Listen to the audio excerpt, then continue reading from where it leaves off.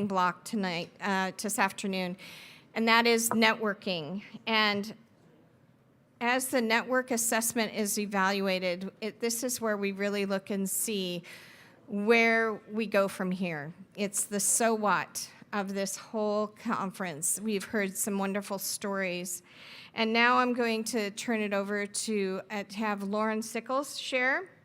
He's a graduate of Multnomah University with a bachelor's in Bible and theology, a master's in communication studies with a focus on dialogue and deliberation from the University of Portland, and a Doctor of Education candidate in the transformational leadership at Concordia University in Portland.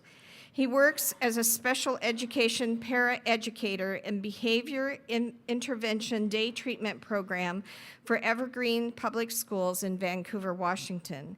He is a special education member and a current vice chair of the Washington State Paraeducator Board and member of the National Coalition for Dialogue and Deliberation.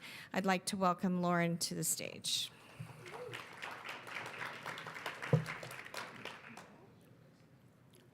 Thank you. So I was really happy to see on the program that I'm the only one that doesn't have an assessment, so you guys can all relax and just take no test at the end. My next thought was when I was talking to Trudy, in fact, when they first approached me to kind of help with this today was, why me? Because after listening to many of these presentations, that question's still running through my head. But I think I found some good answers for that as I was reflecting on some thoughts regarding this topic in general, and my thoughts on what I would like to see how the church should have a bigger role in addressing these needs and concerns within our own church communities and the broader community. So why this discussion is important to me is at first, I wasn't really sure why it was, other than being a member of the church and recognizing that there are needs out there that aren't being met, and that members of our churches are being isolated and kept to the margins within their communities, if even invited in. Then I got to thinking about, all right, how has disability affected my life specifically? At a young age, I really can't think of any way in which it did. All the way through school, I'm old enough to where, for the most part, people with disabilities were not in our schools. They were institutionalized somewhere or just had alternative learning. When I got married, I married into a family with my mother-in-law uses a wheelchair to get around. She's a post-polio survivor, and so she has been in a wheelchair since her early teens. Still around. She's actually survived about 15 years longer than she was told she ever would. A testament to her determination. She achieved a college degree. She's a small business owner with her husband. Raised a family. My wife is her daughter that she birthed naturally, which she was not supposed to do either. She's a gifted artist. And she was an earlier champion back in earlier years in Portland for accessibility for people with disabilities. And then, interestingly enough, her mother ran a Sunday school for children with disabilities at Rose Parks Presbyterian, and she couldn't remember how long back she had been doing that, but she was doing it up near to the time that she died, and she died pretty old. So probably 40 or 50 years at least that she did that. And we think maybe one of the first Sunday school class programs in a church in Portland, to our knowledge anyway. Within my own family, then I got to thinking, okay, well, yeah, that's mom, mother-in-law. And then I got to thinking, what about in my own family? Our family has experienced and continue to experience anxiety panic attacks. We have dealt with asthma both in a young child and then also as older adults. My wife, I have a daughter who, at the time of one of her pregnancies, was diagnosed with hyperemesis gravidarum, which is I'm not into medical terms too much. It's a severe nausea and vomiting in pregnancy. So think about morning sickness, and then think about it a whole lot worse and going through your entire pregnancy. So that affected that. Then she, after that, was diagnosed with postural orthostatic tachycardia syndrome. That's a new one to me. And so we've had to learn, what does that mean? How, you look at her, she looks fine. But it definitely affects her day-to-day life in many ways, and then also while raising 2 young kids. So looking back, realizing that, yes, in fact, disability has affected my life, and we continue to live through that in learning how to understand it better, how to manage it better, and how to be able to help our family members and ourselves to be able to function in the way we'd like to. Another one real quick, food allergies. Never really thought about this until I got to thinking about it. You come to an event like this, do you pack a duffel bag and bring all your meals with you? Or are there going to be meals there that you can actually eat without basically putting you on the sidelines for the next 3 days because you ingested something that is not good for you? So small things, seemingly small things like that, that can have a bigger effect. Then I got to thinking, well, in work. For many years, I worked in the building industry and things like that, working with not really a lot of people with disabilities that work in the building trades. It's not unheard of, but not real common. But then I moved into, after graduate school, I taught at university for a couple of years, and that's where I began to experience working with students that had some disabilities. One that was very interesting to me was nonverbal learning disability. Looking at James's looks there, he's about as surprised as I was when I first found out about it. But the reason why it was important is because people with a nonverbal learning disorder aren't able to read body language and other forms of communication that, like sarcasm. I often say sarcasm is my second language. And so there would be times in class where I'd be teaching the class, and I'd tell a story, and maybe it had a little joke in it or something with some sarcasm, and the look on her face was very apparent. She had no idea what I was talking about. And so I had to then learn very quickly to start telling my stories and adjust and adapt for how my stories were told so that she would be able to understand it. And I think for the most part I was doing good because I could see she was responding in the way that I hoped the students would respond to my stories, whether they were good or not. I had another student that identified himself to me right away that he was Asperger's and that he also had a heart condition. And so he would let me know that his heart condition would flare up if he got stressed. I was teaching public speaking. So if most of you know, on the ranking of fear, most people they'd rather die, literally, on ranking, than do public speaking. So you can imagine stress. So I was all prepared. Made it through the semester. He came up to our last speech. He told me at the beginning, he says, I'm going to give my speech, and then I'm going to lay down. I'm like, okay. So he gave his speech, and sure enough, he finished and literally laid out on the floor right there in front of class, gave himself a couple minutes, and then he was up and fine. And so that was a new experience for me. And I appreciated him giving me a prompt, because I told him, I said, I would have been calling 911 if he'd done it, and I didn't know. Then I moved from there and accidentally landed in working with students with severe behavioral disabilities. I am a paraeducator, as it said, in the Evergreen Public Schools. I work in a program that is primarily for students with behavioral disorders, but they also have many of the other disabilities that are listed on the federal IEP and all that sort of thing. So it can be a combination of things. Learning how to interact and relate to those students in a way that I could interact with them and not be threatened to be harmed, or interact with them in a way where they would not turn around and harm themselves is a day-to-day ongoing challenge. So constantly learning there. I say accidental because I worked in the building industry until our economy decided to destroy the building industry.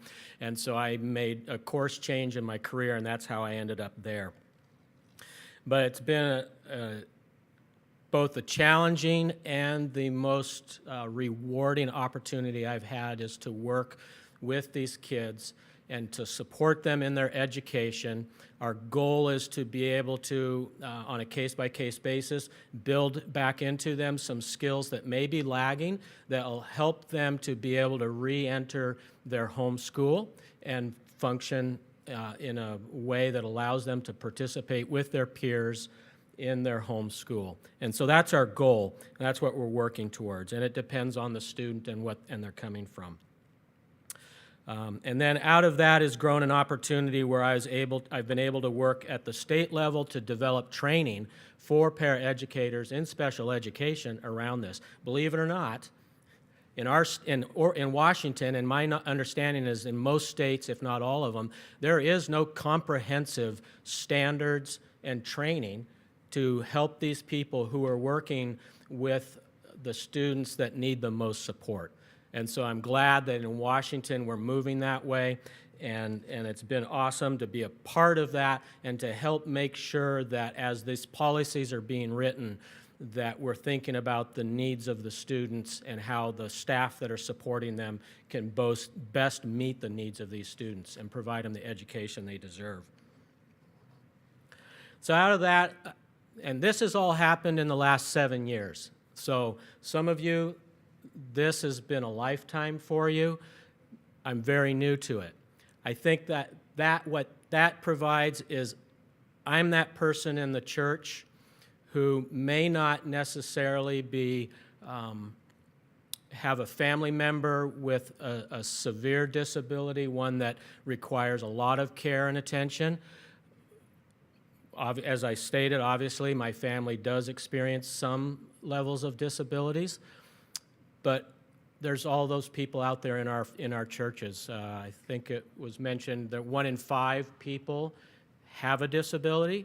Well, then magnify that out by all the number of people around them that are family and friends who are supporting that person. How are we as a church community reaching those people, bringing the supports to those people to help them support their family member and create a welcoming environment? So as I was thinking about what I thought this event was going to be about, and based on just reading, literally, what everybody has written in their little bio, I got to thinking, first of all, I believe the church needs to expand its view of disability. It was mentioned several times by people in here. Oftentimes we look at just the physical manifestation of a disability, but we don't always remember or realize that there are plenty of disabilities that on the outside you would never know the person was experiencing. And so that's why I say we need to expand our understanding of disability. And also as well, not limiting it to a strict medical and legal definition or application. I'm not saying that there's no valid point in that, but working in the school district, we only provide services to students that can meet a legal definition of a disability. But there can be many disabilities that don't fall under a legal definition or legal criteria. And in our churches, that shouldn't matter. If someone has a need that needs to be met, we should be looking for ways to find the resources and help them have those needs met. In my working with the Paraeducator Board and various organizations and paraeducators, I came across the term of trauma-informed approach to working in schools, creating an environment with whether a person has experienced trauma or not, it shouldn't make any difference. So I got to thinking, well, do we have such a thing as a disability-informed approach in churches? Should it matter when someone comes in, whether they have a disability or not, to what level of help they get or how they're greeted or how they're treated? I was at church this last weekend, and I realized on the communion table there's a plate for bread, and then there's a plate for gluten-free bread. Is there such a thing as a gluten-free allergy? I know there's allergies to gluten, but why do we differentiate on the bread as to serving? Because now you have people going up and they're having to pick something, and it's like, oh, there's a person. I'm big on making sure we're not stigmatizing and that sort of thing. And so it's simple little things like that. Why was today's discussion important? People with disabilities are members in our church communities. How are we inviting them in? How are we making them welcome? I think many of our speakers today spoke to that. What are the resources within our churches? I've long believed, and I've said this before in other new wine conferences, I believe that our communities, for the most part, have the resources they need to meet the needs of people. Sometimes we don't, so we just need to go out a little bit further and find those resources. Some great resources back here that I didn't even know about that are available. And then at times, we may need to look beyond our four walls to get the resources that our members need. That may include other nonprofits. We see them back here. It may include government agencies. There's mental health and other forms of help available through a lot of the county health departments and things like that. So we just need to be going beyond our little box and looking to other within our associations of how these needs are being met and how can we learn to do the same thing. I believe this conference is important because we need to be proactive. We don't wait until someone shows up on our doorstep to figure out how we will include them in our church communities. New Wines is setting the stage, I think, today. Think of this as a conversation going forward. We're starting the conversation today.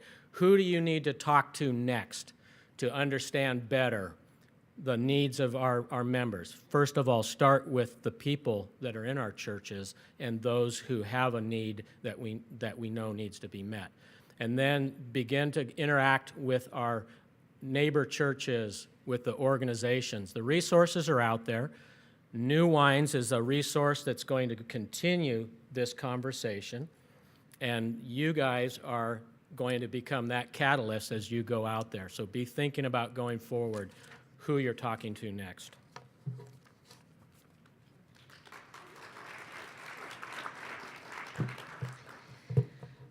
Oh, take a breath.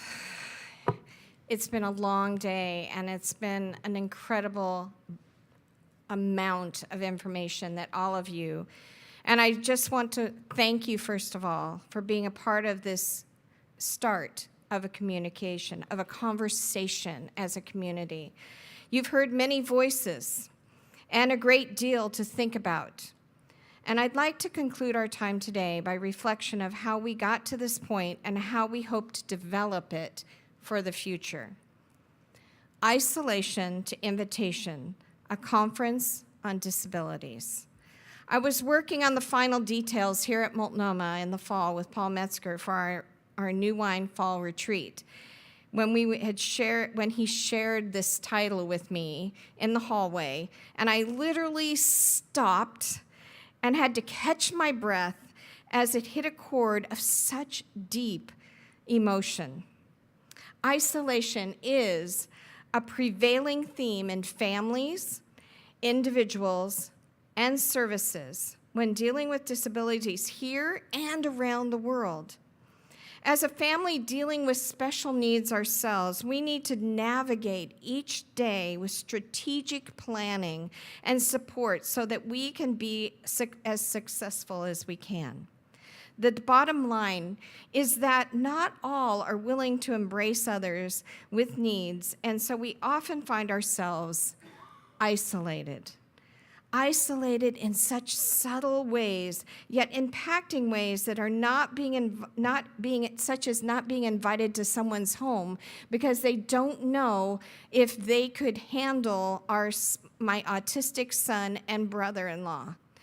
Just those simple things seem so simple, but it becomes an isolation for us at times. Isolated, as you know, that some environments will not be suitable because of stimulation levels. It was wonderful to go to the Moda Center and know that there's sensory bags that you can get and put headphones on kids so that they don't throw up when the sound is too high. That was wonderful. Isolated in churches, settings, as we can't guarantee that they will always be appropriately quiet in the pew. And my son sits in the front row, so let me tell you, people know. Here's a story of our life as a nutshell. My husband, James, is right here in the front, and my first master's was in education with a focus in early childhood education and special education from the University of Oregon. The focus of my research there was to look at how to integrate children with special needs into preschool programs. Little did I know that that was going to be a theme of my life. And so after James and I were married, and 2 years later, we got a diagnosis of our son, Luke, with the diagnosis of Fragile X syndrome, which presents itself very similar to autism. And so we went on a journey of him being told, us being told, he will never do ... ever. And then you look and walk out with such a defeat that all of the dreams and hopes that you have for a kid has just been totally ripped away from you emotionally. And so the journey began. And I am so thankful that I was able to connect with the Fragile X Syndrome Association that is nationally known. And those individuals were the ones that walked us through a very delicate path that at that point in the time, Luke is 31 now, was still very new. And yet we created a network of people on a national, international level that created supports and information. There is no cure for this, but there are incredible interventions and understanding and having ideas of how to work with them at home and in their school environments. We became connected with other families that were dealing with Fragile X syndrome within the state of Oregon and formulated a group here as a support group. And so life went on. Thankfully, Luke experienced some wonderful years in school and in our church because of a team attitude. It wasn't because they were all knowledgeable, and it wasn't because they were all experts, and it wasn't because they knew it all. In fact, many of them had no clue, but they had a heart to be with him. And so with us being a team, and that was the key, they gave us respect as parents to involve us in the conversation and let us be participants as, in essence, experts. We're with these kids 24/7. And so we were allowed to have a voice into what happened, not only in our church, but also in the school environment. And that was amazing. We're in the Tigard-Tualatin School District, and thankfully, there's some real progression of the understanding of special education. What a joy it was when our son graduated from high school and have some of those people in grade school that worked with him way back when he'd have his sweatshirt up over his head, buried in his hood with a backpack that was weighted to keep him grounded when he was a little guy, and then be at the high school and walk out in a gown and a hat, tip his hat, and bow to the entire audience. Let's say there was a few tears.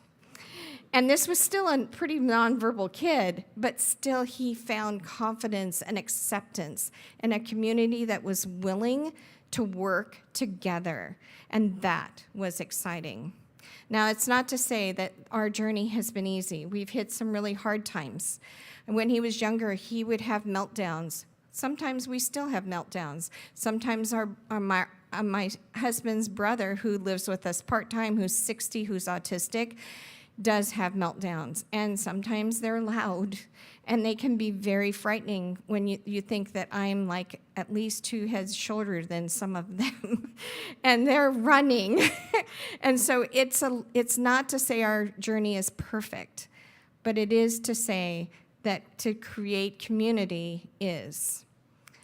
My journey has continued in work and ministry in the church and the community by also getting a master's degree from here at Multnomah, and then being involved in New Wineskins.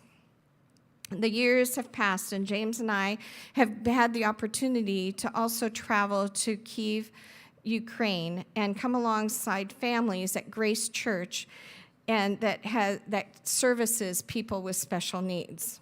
And that is kind of where that story began, as to the surreal beauty and dream of what this conference is. In Ukraine, special needs has little or no support or respect. The church is really the only source of support to these families. It is so exciting to be in a room of 100 people at a church service that supports families with kids with special needs. That's in Ukraine, with no services, with very little training. Some of them are getting training online. Some of them are just trying to find their way and their path, but the passion and the heartbeat of these people networking to find ways to meet these incredibly isolated families is beyond a blessing. And to see how they're stepping into a community that basically says these are throwaway individuals, and to know that they have said no, they're of value, and they're not a mistake.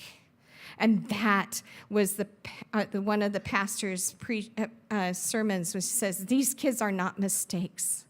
These kids have a purpose, and they have a plan, and God loves them, and we can learn from them. And some of the kids that you're seeing in this audience of kids are nonverbal individuals that people are learning to love. So then we come home from 2 trips to Ukraine with these people that I have grown to love. We got to experience a community of people in Ukraine in a way that is beyond words. And I said, wow, I mean, when I was involved really deeply in the Fragile X Association, and then Luke we kind of went on with life, I realized that shared conversation with people was missing. And when we were in Ukraine, there were times when there was that unspoken language that, even though sometimes some of us were trying to use Russian, Ukrainian, and English, and we even used a little bit of ASL, which was kind of exciting, we realized that we had a common thread, a common passion and love, and a way of communicating and understanding our heart that we couldn't even put into words. Because yes, it is heartbreaking when you can't have a conversation with your son in the same way that maybe somebody else can. And sometimes you long for that, and it doesn't always happen. But that being said, we see the joys and the victories and the presence that these kids have in our lives. And then I say, great, this is awesome. And then I'm saying, Ukraine is creating this resource at the church. And then I go, I want to talk about the resources that are here. And I thought, I want to just pick their brains and start networking with them and seeing what's going on in their lives. And so I started with the people I knew best, the people like with Becky from Quiet Waters, and Luke was a part of their program. And then I started connecting with the Eliza Foundation, which unfortunately, Brad can't be here, but there's brochures about him. And they're Everybody Athletics, which is an post-high school program for kids and adults to be able to be active. And guess what? It doesn't cost anything. They get to be athletes, which is so cool. And there's opportunities for volunteering as well as participation. And so I started sitting down with these folks. And then Lindsay, I sat down with her and I said, okay, and I have permission to share this story, is that I started meeting with coffee with these individuals that are doing things. And I said, wow, what you're doing is so incredible. And they said, yeah, but there's this I wish that we could do. And I said, wow, did you know that this person's doing this? And they went, I've never met them. Well, let me introduce you. And so I started introducing some of these people. We hit a lot of coffee shops in Tigard. And we were having all these times of meeting up. There was a couple times I think Becky and Brad got to meet each other in the same coffee shop because he came in. I said, oh, there he is. Go talk to him. And so then we started realizing we could connect the dots. And then I had conversations with Ruben at Imago Dei, and I had other conversations with other folks. And we started realizing that we could do something better together. And then I said, somebody should get us all together. And then God said, no, you need to do this. And so I said, okay, fine. We'll just all get together, and as many as that we can get in, and we'll get a room at the church, and we'll just share what we're doing in the different organizations and services. And that was when we started meeting kind of organically, but yet and so intentionally to network together. Guess what? Oregon doesn't have a sheet of paper that says, here's all the services and resources for parents and providers and brokerage providers to resource to. The brokerage, bless them, we've done a lot of work with them, but honestly, I'm the one that has actually developed and designed who has contact with my kid, and they just sort of sign out on it because they're overworked, they're over-processed, and so I'm the one. But how many parents are in a place to be able to find those resources? I talk to other parents and go, wow, I never heard of Everybody Athletics. That's cool. How did you find out about that? And it really was being in the right place with the right time with the right people that referenced me to them. And that's like crazy. And I'm going, well, how come we don't have a place where we can all know what we can network with? And this is kind of what happened. We kind of came to some conclusions. First, we are isolated without a good way to share, network, and refer to each other. 2, they felt their services were expected at times to be all things to all people when operating with specific strengths and services that may or may not allow for such bandwidth. Because these people have great things going on, but you can't be everything and do what you do well. The joy of realizing that referring to others could allow them to do what they do well and allow their service to do what they do well without compromise. And so that means we get out of our territorial, this is my little chunk of the world, and say, this is our world, and be able to share that networking together. To have opportunity to pray for each other and to be a support as each group moves forward with a variety of challenges and needs. Some of these folks don't always have a release valve to be able to just say, wow, this is tough. Can you be praying for this direction or wisdom on how we can do these services better? And then the last was the threat of burnout is very real with some of these folks. We have providers and care providers and other people that honestly, it's embarrassing to hear what they get paid to do the work that we're having them do. To create respite environments, to create these places for job opportunities. There's not a lot of funding coming in to support those things. And, we were almost told that we were losing 100 hours from our service money a year ago, and we went public. And so, yes, my son got on TV.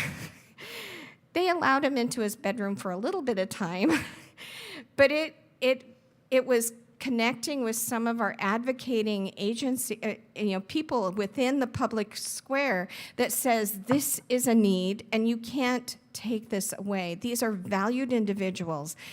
Well, they found a deal that said, oh, well, we didn't do that right, so you don't have to go to the appeal. We're going to reinstate the 100 hours. But honestly, we're looking at a new scale for 2020, and there could be a whole threat of hours being taken from us again. So this fight is not over. And as parents and individuals in this system, we have to be diligent to be able to communicate to our congressmen and our politicians that says these people matter and they can't be dismissed. And that does mean being present and being aware of where the government is going. So being involved with these folks is the bottom line, is that I realized that we had to be more intentional about contacting. And I'm just going to take a moment with kind of a unique meetup with an individual, with Kathy, who was recommended to me to have someone to get to know. And it's one of those situations where literally we had never met each other. I sent her a picture of myself, and we met at a restaurant. And this shared language of communication was such a beautiful thing. And she does something very unique and different that I'd like you to share that's very beautiful. And again, another way that we need to get the word out to get connections. So Kathy, why don't you come and share? Thank you, Trudy. 41 years ago, I found myself as a single mom with a daughter that had a rare form of cerebral palsy called ataxia. And it was unknown. There was like 2 people in the Northwest that had it. So I started off on a journey. I was a stay-at-home mom up to that point. And so I started off on a journey, and the Lord used our story. I went to work and became a corporate exec in the HR field. I call myself a recovering HR person. I did talent acquisition, I did employee relations and managerial coaching, and I did that for about 25 years. And it was really interesting how the Lord weaves our stories together and how He plans everything so meticulously, because after about 25 years, parenting, doing this by myself with no active participation of her father, and being at a senior level in the business world was taking its toll, and I just had to quit. And through a series of coincidences, I found that I could start working and marry my experience as a mom with a daughter with disabilities and my corporate world. And I set my own business up 15 years ago, and I help people now that have been sidelined with a disability to return to work if they're receiving Social Security. It's through the Ticket to Work program. It's funded through the federal government, the Social Security Administration. And I get to help build confidence, help these people rebuild their lives, and I get to be a part of seeing people really successful. And one of the things that the people in the church can do is to talk about the people with disabilities and get them jobs in the community, because the people that have disabilities are, yes, I have a daughter that has IDD, and there's a lot of people with that kind of a disability, but there's also people that have cancer, that have mental health issues, who are stabilized on medication, have a job injury like in the construction business, and they have to be retrained, and there's government funding available to help that work. So you can, in the last 4 or 5 years, there have been new regulations put through that federal contractors are required to affirmatively, actively recruit people with disabilities into each job. So it's everything from senior management to the lower levels, the lowest level of the business world. So that's helped, and it's helped people with disabilities see that that they have a positive contribution, and then they can request accommodation and not feel so threatened. So just an example, one story, and I really am trying to get through this quickly, but one story, fellow went back to work last week, called me, or actually this week, called me, said, I start my job next week. He was a prescription drug user, worked at, the doctor quit prescribing, worked into the drug trade, and eventually sold drugs, ended up with 18 months in prison, went into a recovery program when he got out, connected with his daughter, and his wife had never divorced him. They were people of faith. She took him back. His daughter took him back, and he's not worked in 12 years, but he contacted an employer, and through this process, he's gone back to work, and he's going to be able to work at his level of disability. So that's one of the things that I do, but as God's married this story together, the other thing that we've had the opportunity to experience is I had a chance about 8 or 9 years ago to start working with a group of women who were young adult women that were moving into independence, and everything from one woman is now married and has kids and moved away, but various level, one person is still at home. But we started looking at this independence model, and out of this has come a story that Christy and I, my daughter and I, have written, where we started documenting her journey when she moved out, and we started with the nuts and bolts of how do you manage an apartment, how do you do your laundry, how do you do all the things that we do as people who live on our own. And we started there, and we started documenting all of the things that are necessary. And we got that done in the first maybe 2 or 3 years. And as I looked at that, I said, that story is not complete. And I knew there was something missing, but I was too still enmeshed in the story to be able to understand what it was all about. So I let it percolate a little while, and then last summer I went to the Oregon Writers Conference, and I said, God, what do you want this? What do you want this to look like? And he gave me the vision of giving over. And what he asked me to add to this nuts and bolts of living independently is to build the process of the grief that we as parents go through with missed expectations and struggles and, the isolation, the wanting your kids to be more successful than they can be, jobs not working out, all of this grief that it takes, and then the disappointment they're never going to be president and they're going to outlive you, and what are you going to do?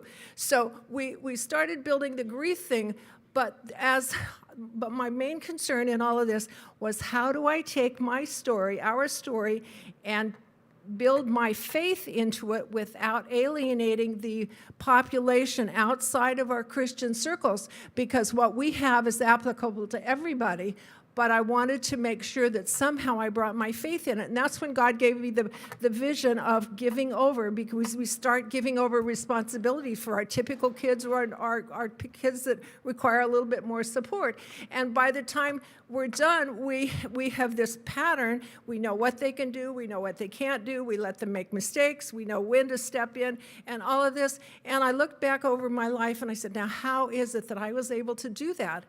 And it's because I learned to trust God. So Christy became my gift of being able to know who Jesus is and how he creates our life for us. And I'll just leave you with one quick story, and then I promise I'll sit down. But one of the women that was in this group, I sat down with her and her mom one day, and I said to Karen, I said, okay, Karen, I want to document your story. And we went through, and so we talked about it. And then I said, what is the special thing that Cindy gave to you? And Karen says, I would have never known Jesus. And I said, how do you mean? And she said, because Cindy met with a provider that took her to church, and Cindy convinced me to go to church with her. And I got to know Jesus, and I saw his hand all the way through my life before I even knew who he was.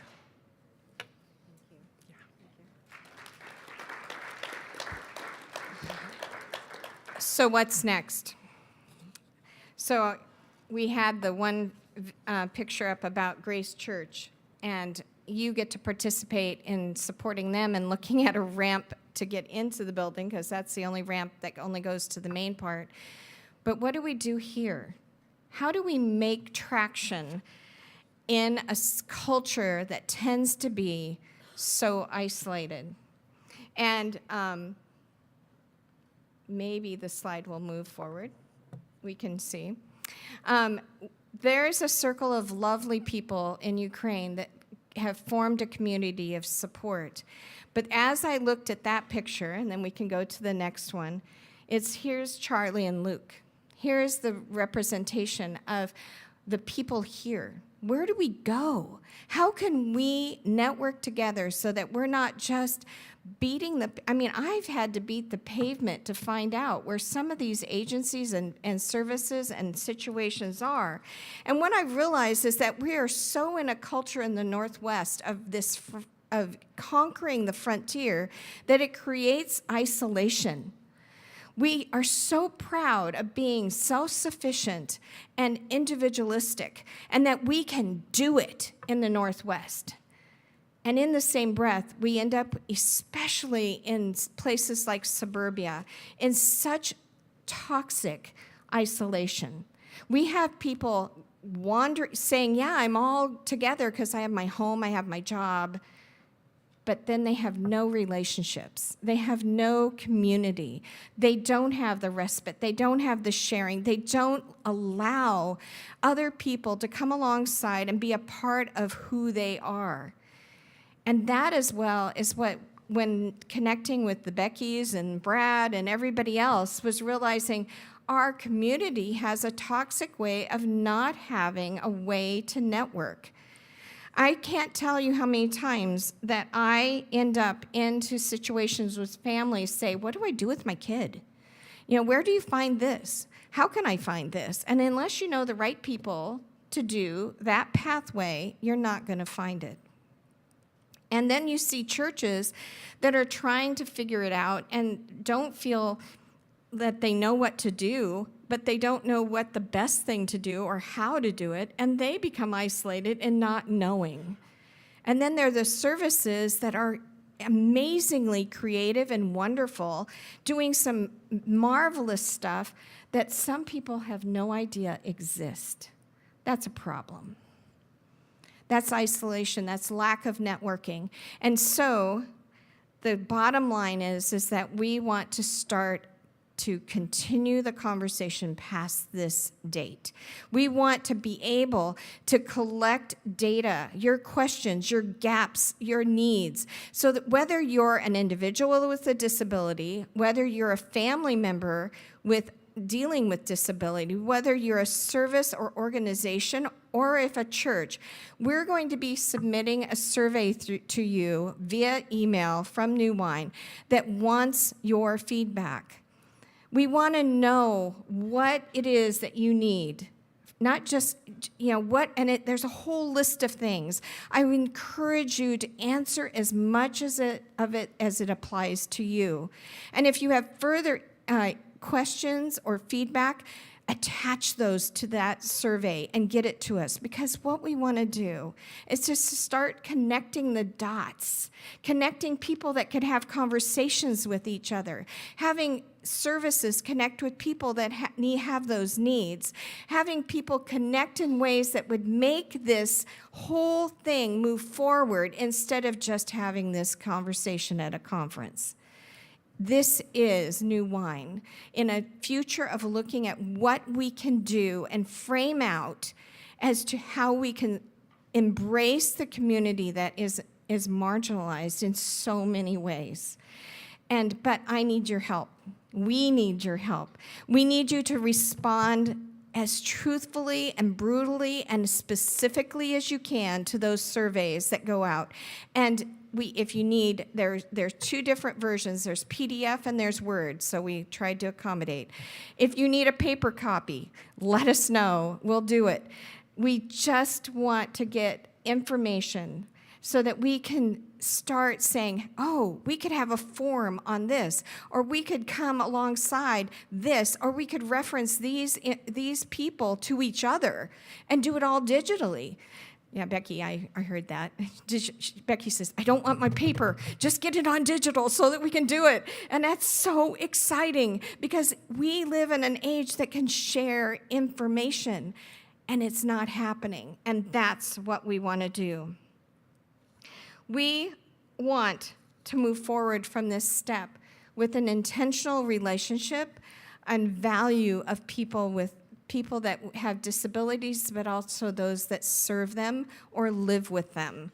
We want to make this next step a step from isolation to actual, real, authentic invitation. And so we would welcome your efforts in that. Thank you.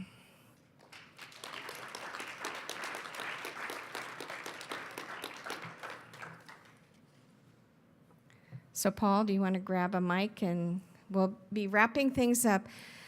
If you have any questions of Paul or I, or anybody that's connected with New Wine, please let us know. And I'm sure that you're going to think of things later and say, we want your communication, because that's part of the thing that's not happened is communication, and that's what we want to resolve. So again, just to be clear, Trudy, the email that they had given, the people here had given for registration, is the email address through which they will be receiving this questionnaire, correct? That is correct. And also at the bottom of that questionnaire, when you submit it, you will be given the opportunity to choose to be contacted back. So if you fill out that questionnaire and survey, and you say, I really want to stay in this conversation, we want your name and the best way to communicate with you, because we would love to move on and not just let it end here. Yeah, and so I think what I hear you saying, and I think this has been key to the whole conference, is we all as individuals and as communities need to develop peripheral vision. Who's to the right of us, who's to the left of us?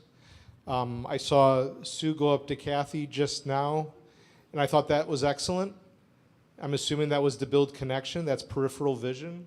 That's what we're talking about. Because so often we have siloed vision, and that doesn't help in things like this. Resilience and peripheral vision are so important. And I've sensed a lot of resilience from people hearing the stories. I mean, just what you went through with your daughters, right? I mean, that was powerful, your resilience. You didn't give up. But that resilience and that peripheral vision, that's what we're trying to talk to. We're not trying to replace anything. We're just trying to help connect dots where things fall through the cracks so that there can be encouragement for greater courage. That's the point of this moving forward. And in New Wine, we haven't done a lot of that type of thing with advocacy, but we really feel that God is giving us this moment to really support individuals, networks, nonprofits, churches, just to advocate with them. So that's the point of this. So please do respond so that we can collaborate with you in that regard. It's all about collaboration, not competition. So, Trudy, we should ask someone to close in prayer, and I would like to. Yeah, because he had to go home. So I understand. I would like Paul Lyda. Yes, Paul. Pastor Paul Lyda.